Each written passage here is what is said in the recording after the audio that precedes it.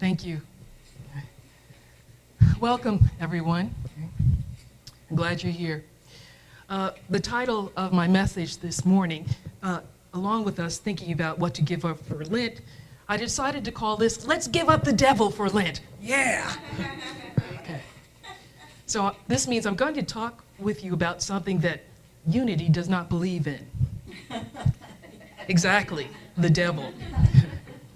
Back in the 1970s, now I'm aging myself, of course, a black actor and comedian named Cleo Wilson Jr., or better known as Flip Wilson, had his own TV show, The Flip Wilson Show.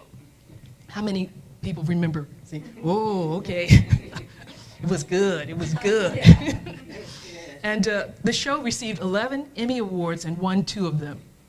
And in 1972, Flip Wilson was on the cover of Time magazine as television's first black superstar. In 1974, Wilson received a Grammy Award for his song entitled, "The Devil Made Me Buy That Dress." And among my favorite characters on the Flip Wilson show, which Flip himself portrayed, was the Reverend Leroy of the Church of What's Happening Now. And of course, his character, the woman that he played in drag, called Geraldine Jones. These characters were hysterical. His character, Geraldine, whose boyfriend Killer never set foot on the show, had 2 lines of script, which went viral on social media and was constantly being expressed in comedy skits all over. Geraldine used to say, "What you see is what you get." And the devil made me do it. Whenever Geraldine got into trouble because of something that she said or something that she did, she would proclaim her innocence by saying, "The devil made me do it." As a result of Flip Wilson's Geraldine Jones, everyone began saying, "The devil made me do it" for practically everything. It cropped up in TV shows, movies, commercials, and cartoons. And along with this, we also had those images of the devil. Whenever a person was unsure of what kind of a decision to make, facing some kind of crisis or something like that, that person was usually pictured as having a little red devil sitting on their left shoulder, you know, with the horns and a pitchfork and a spiky tail. And to counterbalance that, there was usually a little angel in a white gown with wings on the right shoulder. And both of them were trying to coax this person into doing either what was devilish or what was angelic.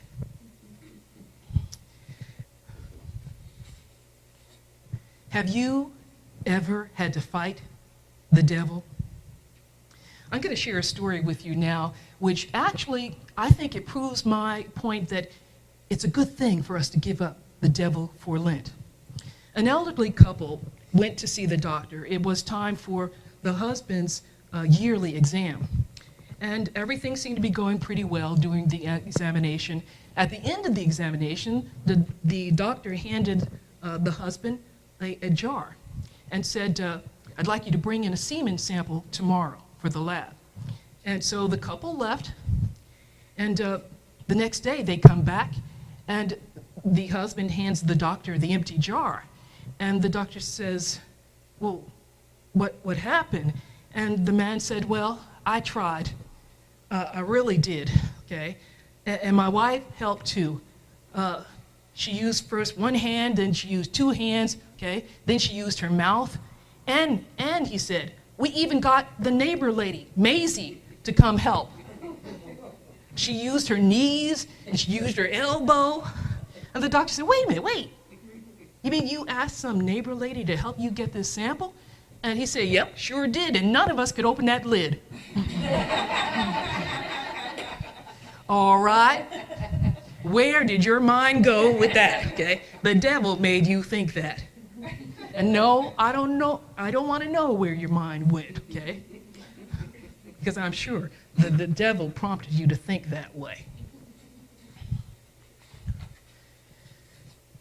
Then there is, I wanted to share another story with you too. This one is about a druggist. And you know that question I asked you, have you ever had to fight with the devil? Well, this guy, he actually had to fight with the devil. A husband, upon arriving home, was anticipating a leisurely, relaxing evening with his wife, and she met him at the door, and she was crying, and the tears were rolling, and she exclaimed, it's the druggist. He insulted me. He hurt my feelings this morning on the phone. And the husband got enraged, okay? He left immediately, jumped in his car, and drove over to the druggist store and marched in there, and he began wanting to know what happened, and the druggist said, wait a minute. Hear my side of the story. And so the druggist began to tell him. He said, first of all, my alarm clock didn't go off, so I was late.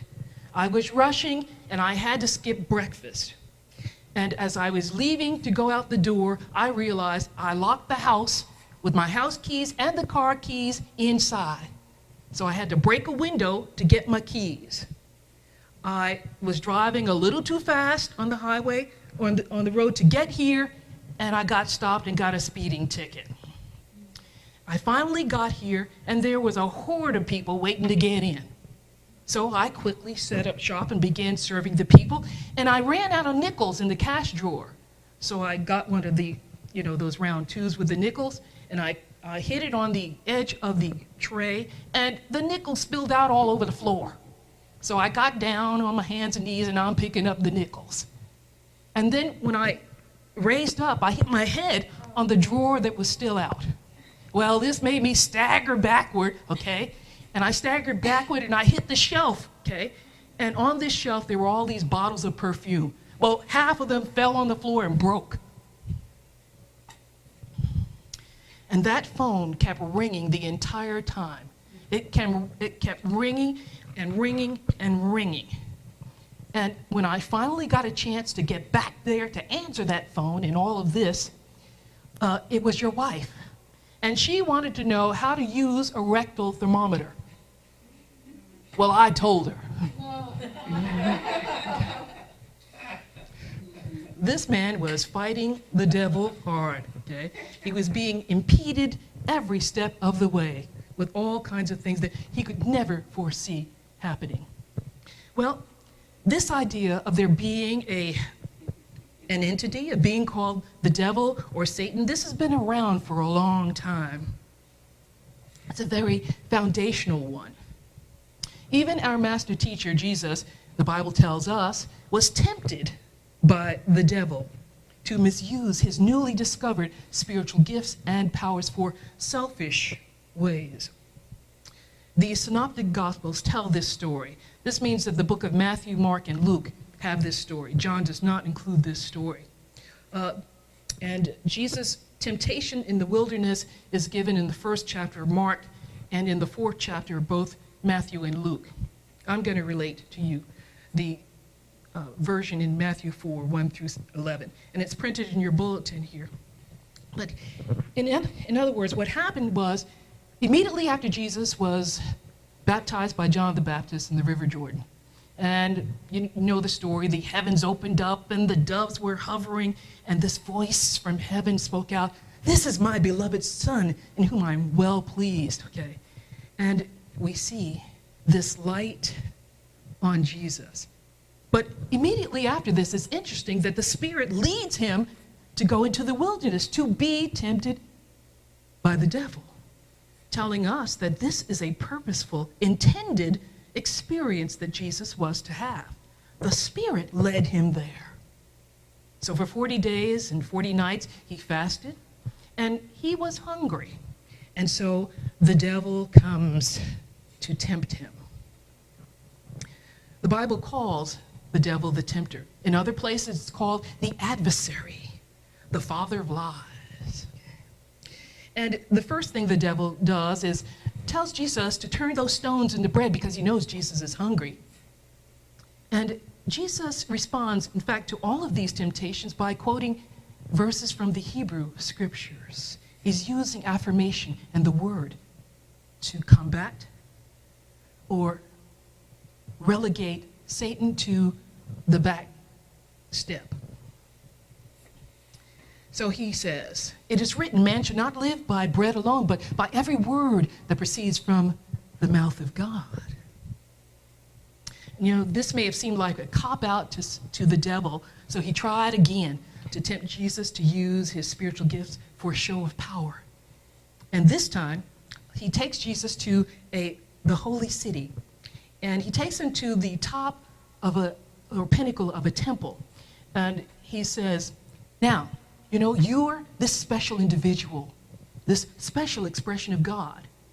And it is written that if you fall down, okay, the angels will protect you, and they will keep you from even stubbing your toe on a rock. So jump down from here and let's see if this is going to happen. Let's prove that this is true." And Jesus again speaks an affirmation from the Jewish Bible. "On the other hand, it is written, you shall not put the Lord your God to the test." Isn't it interesting that the devil, considered evil, knows Scripture so well? Not giving up yet, the devil takes Jesus to a very high mountain. And this time, he has him look out on the world, and the whole world is there in front of him. And the devil says, I'll give you all this and all this glory if you'll just bow down and worship me. And Jesus said, "Go away, Satan." Some versions say, "Get thee behind me, Satan, for it is written, you shall worship the Lord your God and serve only him." And at this point, the devil leaves. Jesus does not banish this devil to hell. He just says, "Get behind me. Get in place. You're not the master over me. I am the master."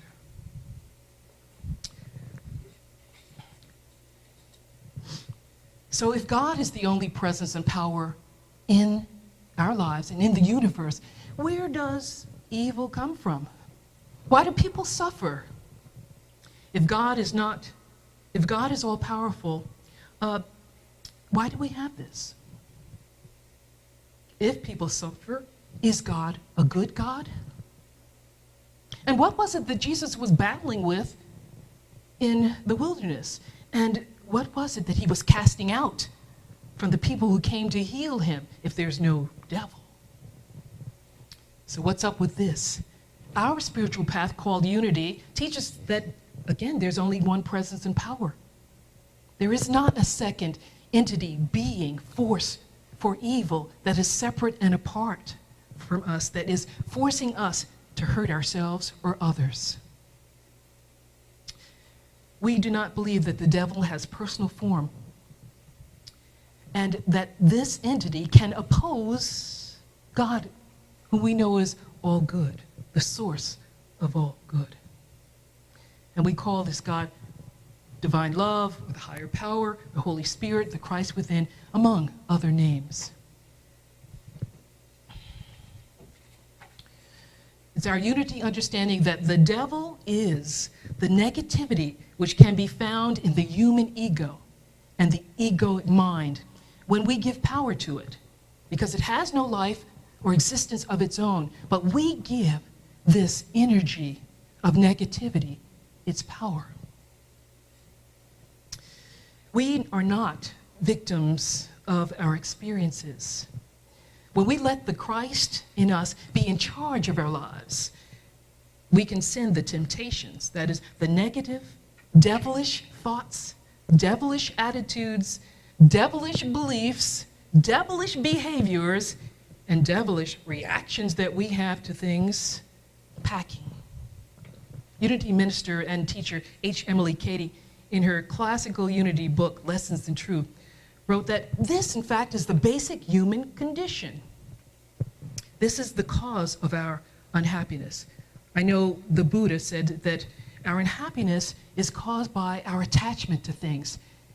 And this is how unity puts that. We believe that we are on some level, on this human level. Our problem is we believe that we are in bondage to the things outside of us. We're in bondage to the negative appearances. We're in bondage to the pain. And this is because we have forgotten who we are. We have forgotten that we are expressions of God, created in the image and likeness of God. And so, as Jesus said, the kingdom of God is in the midst of us. We have forgotten. This gives us the victory. This gives us the power of overcoming. This gives us the power to let go of the devil, which is our devilish thoughts, attitudes, beliefs, and behaviors. While living in this devilish state of mind, we can feel as if we are alone, unloved, blocked off from what brings us joy in life. We can believe that others have the ability to take our joy from us and keep our joy from us. But this is not true. These are all lies from the father of lies, the adversary, the tempter. So the devil is an aspect of our lower self, or false self, our human ego. And it believes that we are disconnected, that we are separate and apart. And this is basically where greed and all the other so-called sins come from. We believe that there's lack and limitation in the world, therefore we fight. We create wars to take from other people the good they have, thinking that there's not enough for us. We are living our lives being directed by what's out there and what's happening out there. The church, or what's happening now. Rather than living our lives from this center that Jesus said is in us. That is, until we begin to awaken spiritually, become aware, and begin to grasp the truth about our real spiritual identity. We learn through study. We learn through engaging in spiritual practices like prayer and meditation, mindfulness, contemplation. And we use, in unity, the tools of denials and affirmations. And these allow us to take back the power, the energy that we have placed in negative thoughts, attitudes, beliefs. Take that power back so that we can change our thoughts, attitudes, and beliefs. Just like we know that peace in the world begins with peace within us, as we cultivate peace in us, so too does discord and hostility and condemnation and anger, resentment, all those other things also begin in us. Because we are not separate from other human beings, from our fellow sisters and brothers. What we think and what they think combines together and becomes this whole collective experience here. And so we have wars and rumors of war, and we have poverty, and we have sickness, and we have people who hate other people, and those who do horrible things against humanity. All of these come from this ego self that is misidentifying itself. If we truly understood that we are one with God, and this oneness means that we are one with every other person and every other living creature, we will not be fearful that we had to take from them so that we can have. We will learn what it means to be loving expressions of God. Sensitive individuals, young souls who are not mature in their understanding about God and their own nature, can be influenced by the negativity that we all put out in the world. And they will give expression to these negative collective human energies. Giving in to the temptation of devilish thoughts, feelings, and attitudes, beliefs can happen very quickly. We're not mindful. I want to give you an example from my own life. This happened a number of years ago, and I was still living in Newark, New Jersey. And I'd gone downtown in Newark to go shopping in some of the department stores out there. I parked my car and I put some coins in the meter, enough coins for the time that I thought that I was going to spend shopping. And when I was done shopping, I came out and I was walking to my car. And I happened to notice that there was something stuck on the front of the windshield there. And as I got closer, I thought, oh my goodness, did the coins run out on the meter? Okay, I thought I had put enough in there. Was it not working? Okay, because my thought was, this is a parking ticket. And as I got closer and closer, my mind started boiling. the devilish thoughts started churning in me, okay? And I thought to myself, man, you know, I've got to pay a ticket now, and I was just shopping. Okay, and I thought negatively about the person, the parking ticket meter person, okay, whoever he or she was. I thought, good grief, they couldn't have waited a couple more minutes and given me time to get there? So my temperature rose, I'm sure, and I was fuming. I got to the car, and I didn't even want to take a look at this thing, okay, to find out how much I owed. Finally, curiosity got me, and I pulled this thing out from underneath the windshield wiper blade, and it said, "Sorry I missed you, BJ. I just wanted to wish you a happy day." And one of my friends had signed it, and I thought, oh my gosh, okay. The devil really made me do all of that. Now, the devil did not give me a ticket. I ticketed myself, okay? And this is how this works, okay? When we are not willing to take responsibility for our own thoughts, attitudes, beliefs, and the effects that they have, not only on ourselves, but as we interact with other people, you know, we give away our power. If it's the devil or something outside of myself, we are powerless.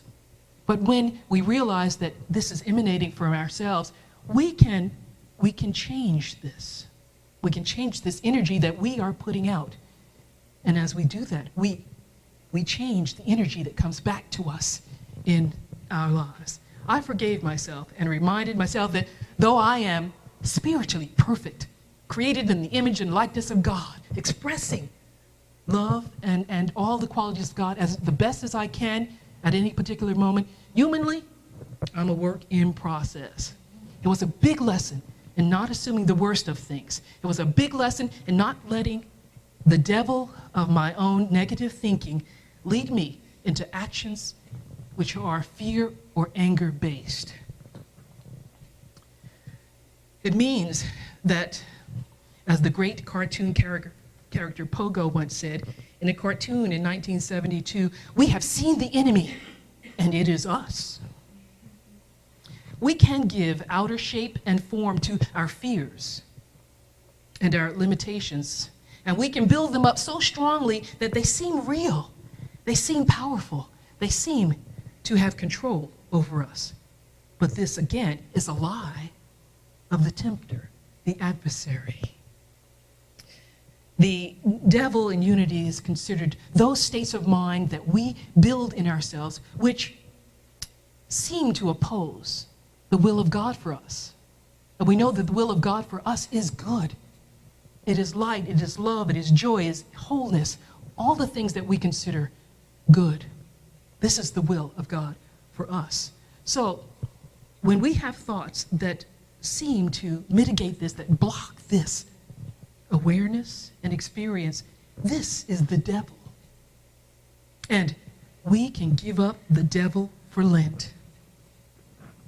The way to neutralize and bring about needed healing when the collective energy of humankind is tipping towards what we call the dark or the negative is the work that each of us is called to do on ourselves as spiritual beings, experiencing life on this plane of experience called humanness.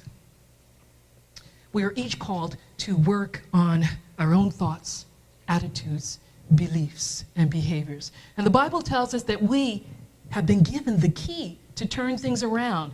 In Matthew 16:19, the Christ is speaking through Jesus and says, I give you the keys of the kingdom of heaven, and whatsoever you bind on earth shall be bound in heaven, and whatever you loose on earth will be loosed in heaven.